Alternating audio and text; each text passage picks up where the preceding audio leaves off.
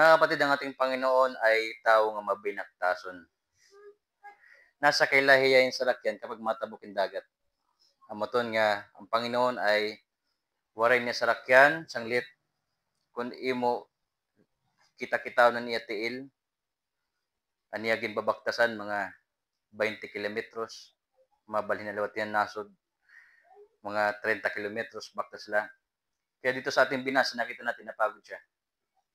Ang Panginoon natin, ngaran Diyos, hiya na nahimo nga tao, tungod kay tao hiya, nakaabat yan gutom, nakaabat yan kakapoy. Kaya dito sa binasa natin, napalingkod hiyahit sa pithin bubon. Sa chapter 4, di ba mga kapatid? Chapter 4,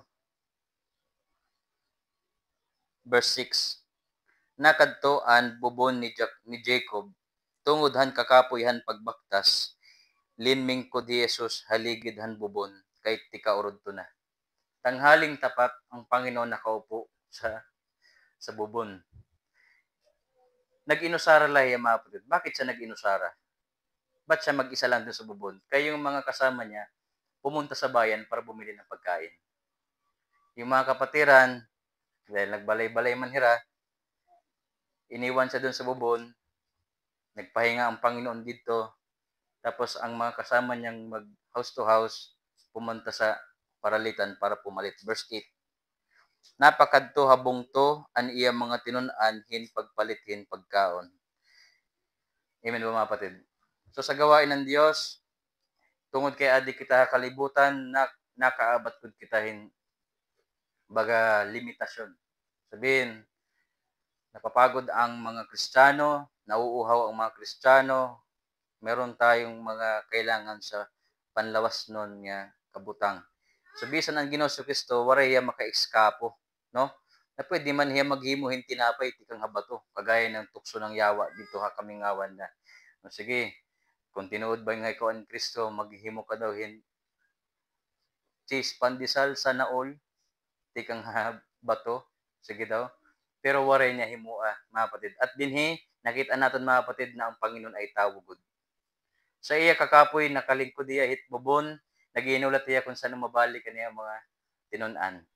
Pero mga kapatid, ngaran hiya gutom, ngaran hiya guol, ngaran hiya ginuhaw, kay mapasupasuan kiti kaurod to na. Mga kapatid, itkapaso dinhi, hawa sa kapaso sa Middle East.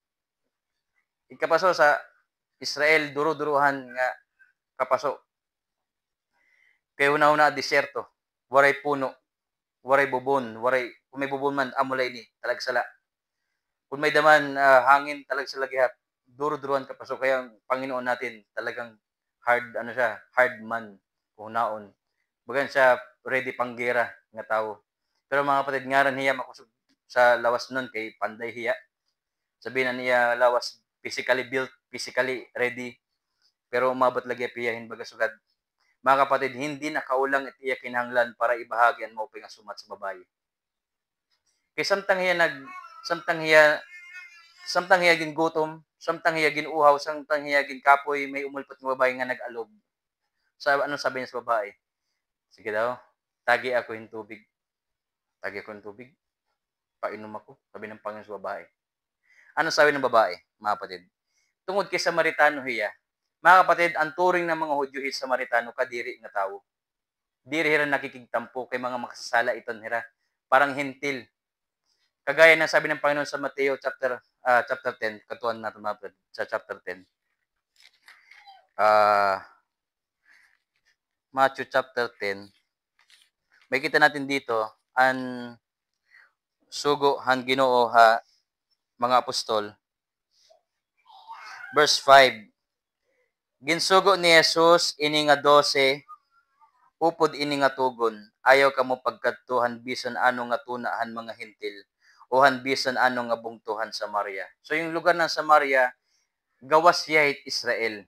Amen ba mga kapatid? Nakaklaruhan niyo. So boundary iton. So waray dealings. Yung tingin ng mga Hudyo sa Samaritano, mahugaw.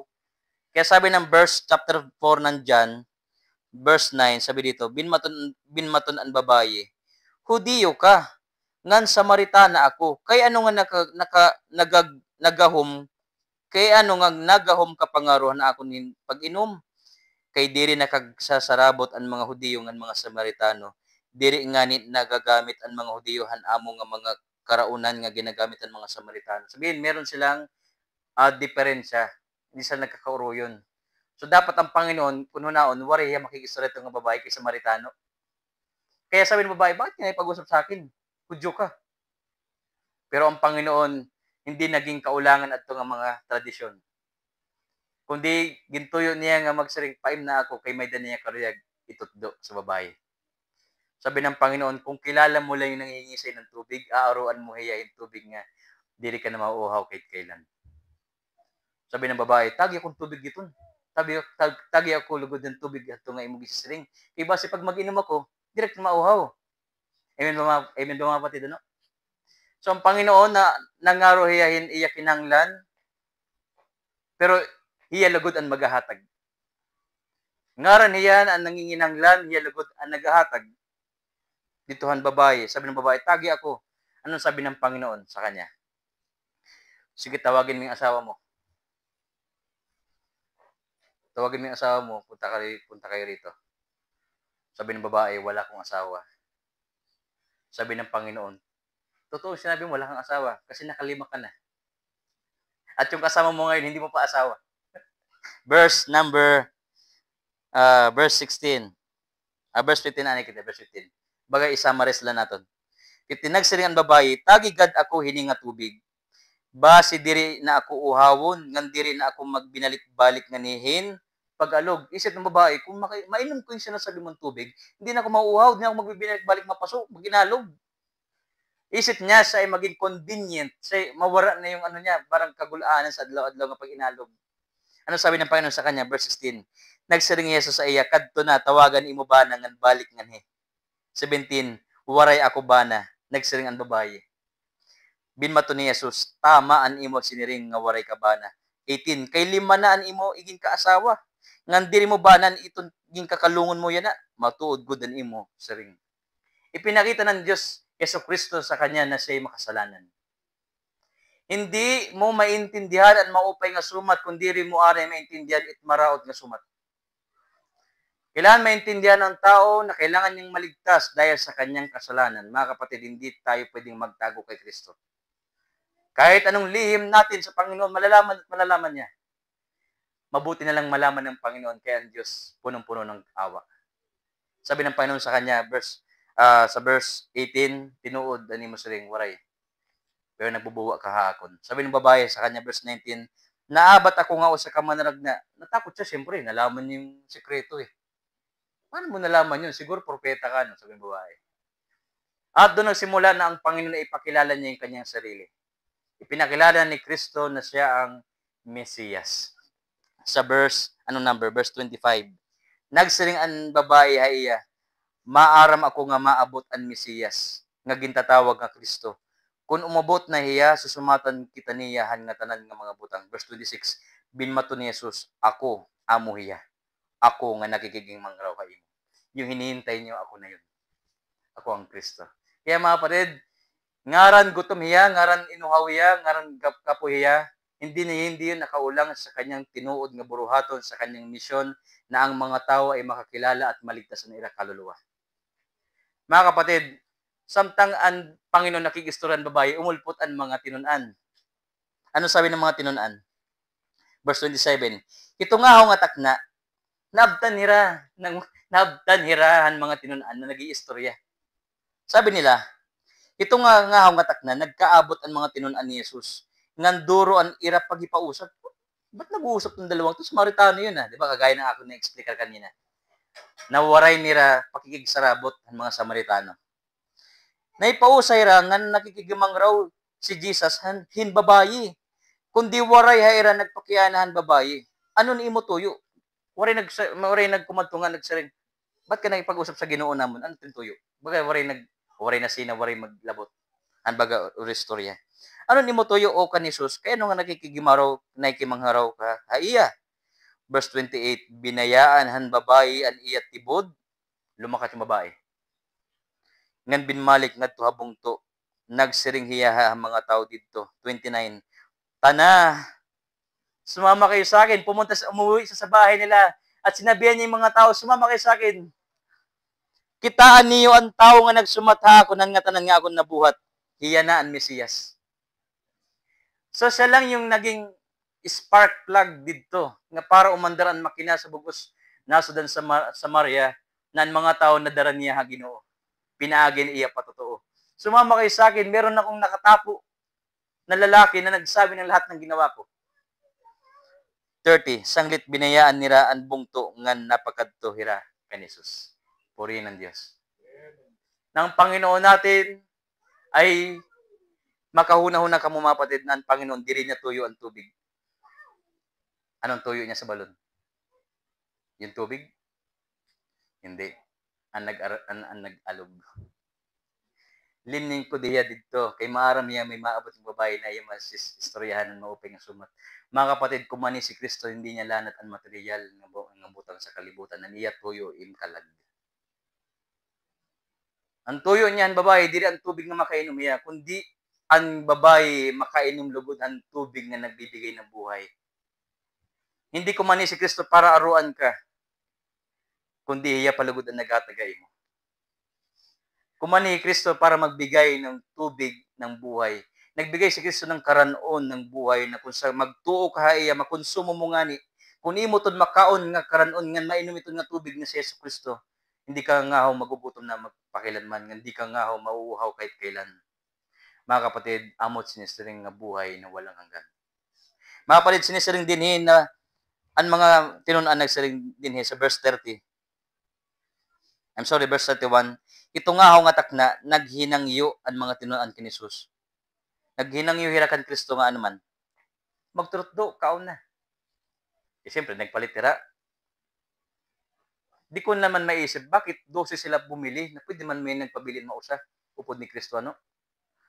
Pwede ko rin maisip na yung mga tinunan gutom na giyapira. Para pagpalit dito ang panaderya, nangaon na hira, gindadaan na lang nila si Jesus pagbalik nila. Pagbalik nila, invite nila ang Panginoon, Jesus, kain na. Anong sabi ng Panginoon sa kanila? 32. Kumaon ba si Jesus, mga kapatid? Kumaon niya? Basahon ta, verse 32.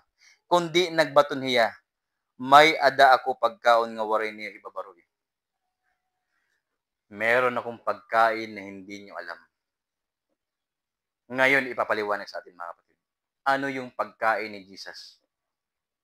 Ano ang butang na angin niya makonsumo? Ano yung butang nga inihain na iya? Mga kapatid, ang pagkain, inihahain.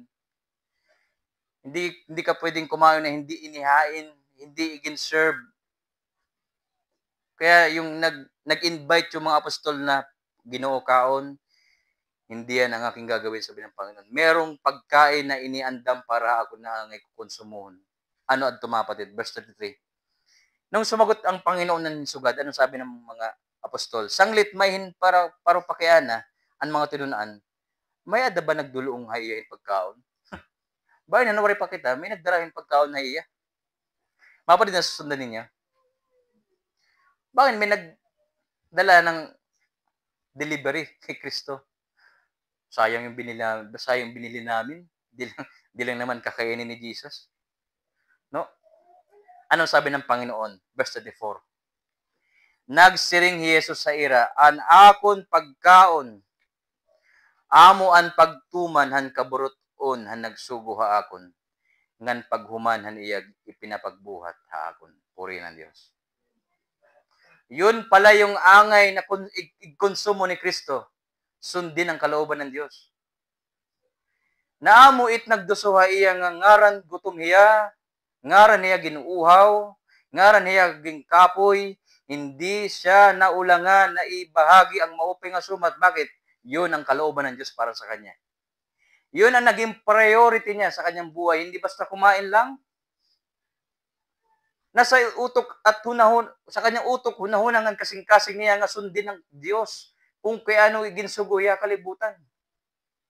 Isip ng Panginoon, waray hinungdan nga magkinaon ako nga di ko matuman ini nga buruhaton. Waray pulos kung mag-ininom akong tubig nga di makatuman ang buruhaton. Waray pulos nga ako hindi pagod. Kaya ako isinugo sa kalibutan para ang mga tao ay maligtas. Yan ang nasa isip ng Panginoon. Basahin natin balik, verse 34. Nagsiring Jesus sa ira, An akon pagkaon amo an pagtuman han kaburuton, han nagsugo ha akon, ngan paghuman han iya ipinapagbuhat ha akon. Mga kapatid, tinuyo ng Diyos, anak na si Yesu Kristo na mangyari ang higayon na ito para magtutduha aton. Magtutduhan mga tinunaan na hindi lang sa tinapay na bubuhay ang tao, kundi sa bawat salita na namumutawi sa bibig ng Diyos. Hindi lang tayo nabubuhay sa material na bagay, mga kapatid, binubuhay ng Diyos. Binubuhay tayo ng Diyos para sa gawain ng Diyos. Huwag nating i-focus ang ating isip na nabubuhay tayo para kumain, uminom at magpakasaya. Huwag. Wala tayong pinagkaiba sa mga unbeliever na amog panirahuna-huna. Mga miserable, walang patutunguhan. Bakit? Wala silang Panginoong Jesucristo sa kanilang mga buhay. Sinasabi ng Biblia sa 1 Corinthians chapter 15, basahon ta mga kapatid. 1 Corinthians chapter 15 and in verse 19, sinasabi ng Biblia, kung an aton paglaom kan Kristo, aan hila hininga kinabuhi ngan tubtub la dinhi, kitaan labi ka makaluluoy han nga tanan nga mga tao. Tayo ba ay na kay Kristo para lang tayo ay maging okay, makasurvive tayo, mali? Mga kapatid, tayo ay na kay Kristo para tayo ay sumunod sa kalooban ng Diyos. Gawin natin ang gawain. Gawin natin ang naging susbaranan ni Kristo na bisan tayo gutom, uhaw, waray na kwarta, waray natin pinansyal, nandun tayo sa gawain, ginagawa natin ang kalooban ng Diyos. Purihin ng Diyos. That is our priority, mga kapatid. Yan ang hinungdan kung kayano si Kristo kumani sa kalibutan. At iya iton gyab sugo ha aton. Sundin ang kalooban ng Diyos. Sabi ng Hebreo 10, mga kapatid, katita Hebreo 10. Hebreo 10. Di tayo magtatagal, mga kapatid. Kaya parang tikaiha, tumataas ang degree Celsius. No? So, oven. Paglabas, mga kutsinilyo na tayo. Paglabas, kutsinilyo na. Okay? Mga kapatid, Hebreo 10, 7. Hebreo 10, 7. Anong sabi ni Jesus? Niyan nagsiring ako, aadi ako, O Diyos. Pagtuman han buot mo ipabuhat ha akon. Amen.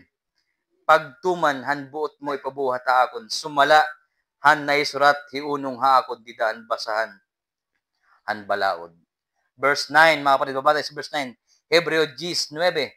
Ngan nagsiring hiya, aadi ako, O Diyos. Pagtuman han karuyag mo ipabuhat ha akon. Kumani si Kristo, mga kapatid, hindi para iya magriko. Mga kapatid, kung tuyo ni Kristo na iya magriko-riko nga ho iya. Bakit? Diyos eh. Kaya niyang gawin yun. Isang ganun lang, nakalingkod na iya sa muping nga kabutangan. Diyos eh. Dagat nga ni, kung nagbabagyo, kaya niyang hintuin. Nakabaktas nga ni hiyang tubig. Nakapaupay hiyat buta. Nakapalakat hiya hit piang. Say pa kung tuyo niya nga magriko ya, may himo niya. Pero mga kapatid, hindi yun ang dahilan kung bakit siya nasa daigdig. Kundi sumunod sa kalooban ng Diyos. Yun ang kanyang pagkain. At yun din ang kanyang inumin, mga kapatid, kung maalala nyo dun sa Saro. Sinasabihan niya yung mga tinunaan, kaya niyo bang inumin yung iinumin ko na sakripisyo? Ang pagkain ni Kristo, sumunod sa kalooban ng Diyos. At ganun din ang kanyang inumin. Kaya mga kapatid, ang kaharian ng Diyos ay diri unong sa irimnon ngan karaunon, kundi sa barang espiritu. Tayo ay naglilingkod sa Diyos, mga kapatid. Mga kapatid ko, nais kong maintindihan natin ito. Priority natin ang maglingkod sa Diyos. Kung meron tayong buruhaton nga makaulang sa aton mga personal na mga buruhaton, sa likoy laanan natin natin mga kalugaringon. Unahon ta it buruhaton ni Kristo. Kayo ng dahilan bakit ay niligtas ni Kristo. Kung meron man mga butang nakakapabug at hay mo nga ikaw magamitan ng Diyos, palayain mo yung sarili mo dyan. Mga kapatid, babalik na ang Panginoon, hindi ka pa nagagamitan. Babalik na si Kristo. Hanggang ngayon, nahihirapan ka pa rin sumunod. Minsan, ang ating mga sarili, ang mismo nakakaulang ha aton. Mga kapatid, si Kristo na naghahari sa buhay natin. Hindi na ang kasalanan. Kaya kung si Kristo ang ating hari, wala tayong ibang gagawin kundi mahalipay tathali. Na yan ang nagluwas sa aton mga kalag. Kay diri na tuyo anot may danimo. Aniya tuyo ikaw. Ang hinahanap ni Kristo ikaw. Hindi kung anot may danimo. Kagaya sinasabi ni Pablo sa mga membro sa Acts chapter 20. Kadto ita mga kapatid. Acts chapter 20. Ito ang karisingon hit pangalagad sa Diyos mga kapatid. Itong karisingon. Ipapaunawa ko sa inyo. Sa Acts chapter 20, hindi lanat ng nag-aalagad sa Diyos kung ano't may danimo, kundi ikaw. Acts chapter 20, kagaya ni Kristo. Acts chapter 20, verse 32. Kaistorya ni Pablo it mga miyembro sa Epeso. Na kundiin, iginpatawag niya it mga kapatiran, base mag-meeting hira dito ha, Mileto, dito sa nag-meeting. History niya at mga kapatiran dito, mga elders sa church.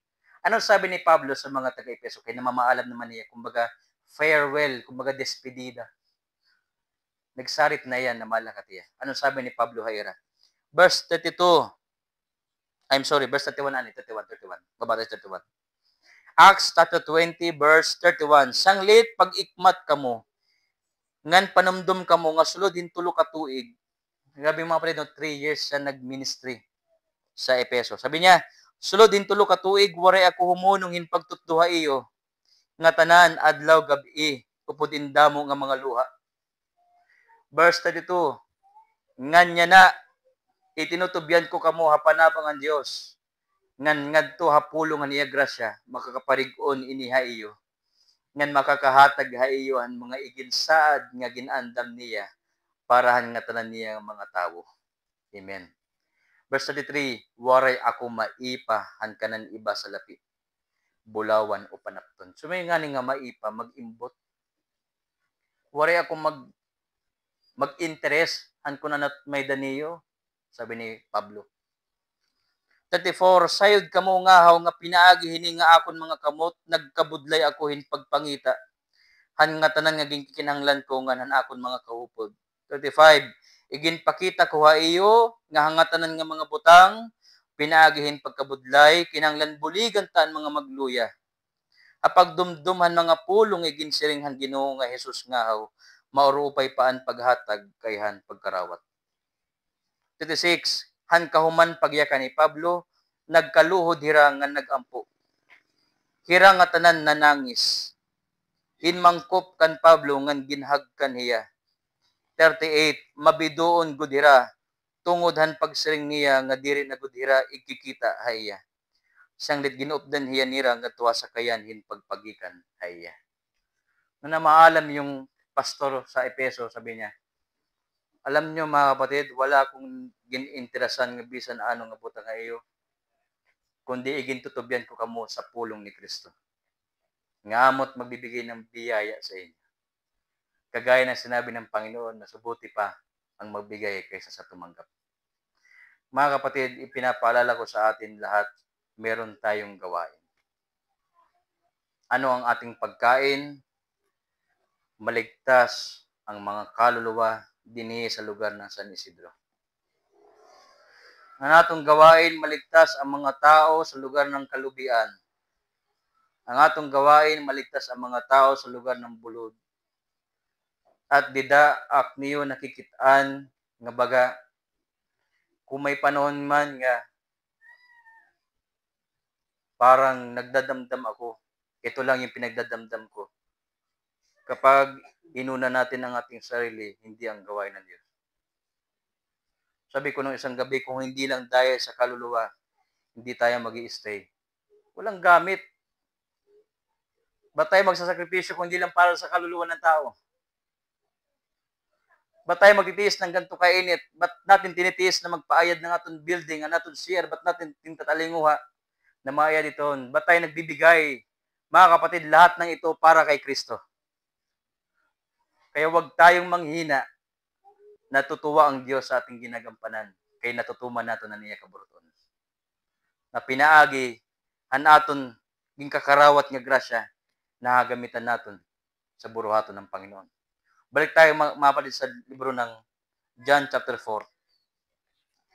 Mga kapatid, nung igin-explikar inihan Ginoo sa mga tinumnaan niya, ano siring ng Panginoon din eh. Verse 34, John 4:34, nagsiring Jesus sa ira, an akon pagkaon amo an pagtuman han kaburuton han nagsugo ha akon, ngan paghuman han iya ipinapagbuhat ha akon. Si Kristo mga kapatid, siya ay tao na may goal. So may ganing goal, may objective, meron siyang focus na dapat niyang matapos. Mga kapatid, anong focus natin sa mission? Anong aton goal din eh? Dapat may goal tayo sa simbahan na ito mga kapatid. Meron tayong pupunto kung bakit tayo nagpapadayon. Meron tayong goal.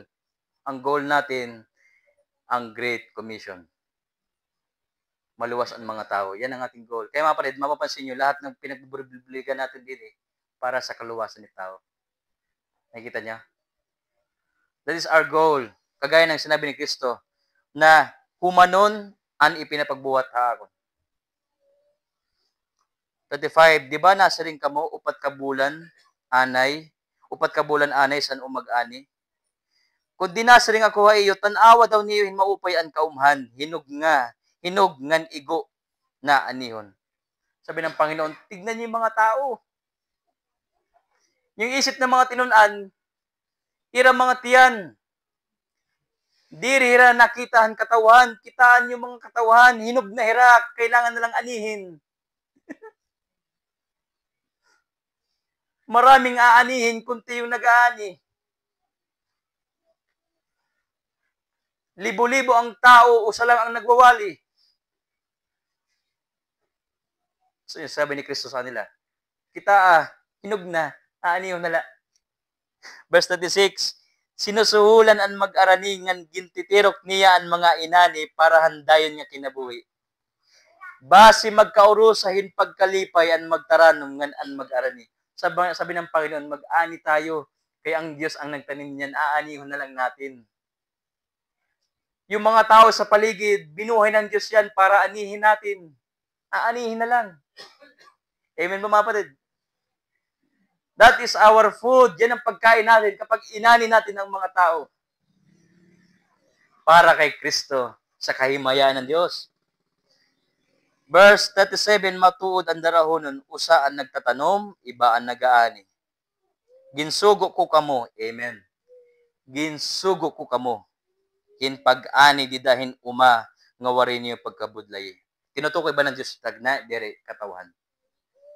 Gisusugo kamo, na anihon iton nga mga tao nga ang Diyos ang nagtanim, kayo ang aani. Iba ang nagkabudlay hito, ngan kamo ang nagpapahimulos sa niraging kabudlayan. 39 mga kapatid, tapusin natin to. 39. Tinmuo ka ni Jesus, indamo han mga Samaritano, hito nga bungto. Kay nagsaring ang babae, ginsumatan ako huniya, han nga tanan nga akon nabuhat. 40.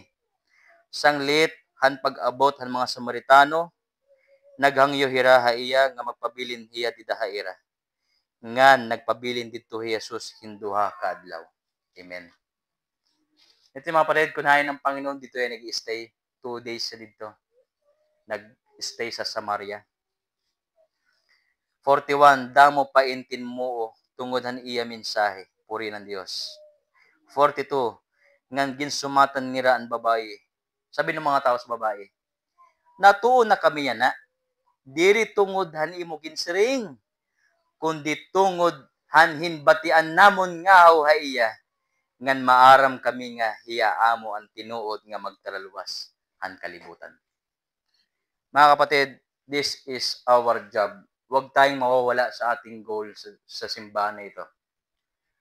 Kung bakit tayo nagliliwan hingulong. Isang araw mga kapatid, panas-panasan itong Doro. Sinamahan ako ng kapatiran ng magliwan ng interior. Sabi ko, Vad, kung di nila parat mo pa nga sumat di kita magliliwan ng goba.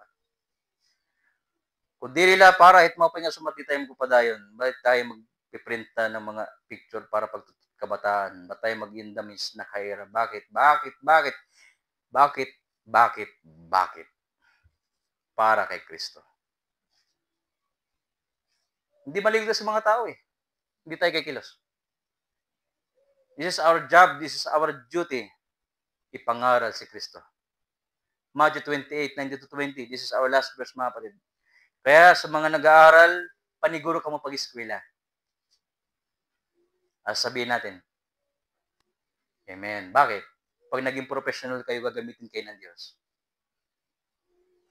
Kung meron tayong mga hanap buhay, makakapagbigay tayo sa gawain. May pangtusto sa simbahan. May pangsuporta tayo sa mga nagtuturo. May panggastos tayo sa mga kung anong mga gawain. Bakit? Lahat ng ito para kay Kristo. Tungod kaya naton kalagin talwas niya, mag-aalagad tayo hay. Matthew 28:19-20. Kaya nagpo-pray tayo mga kapatid kanunay, pagpalain mo kami Lord, Lord, pagpalain mo kami. Panalangin kami Lord para inihay mo. Verse 19-20, last verse mga kapatid. Sanglit, pakadto kamo hangatanan nga mga katawhan, habugos nga kalibutan, ngan himuan niyo hira nga akon mga tinun-an. Bunyagi hira hangaran ang amay, ngan anak, ngan Espiritu Santo. Verse 20.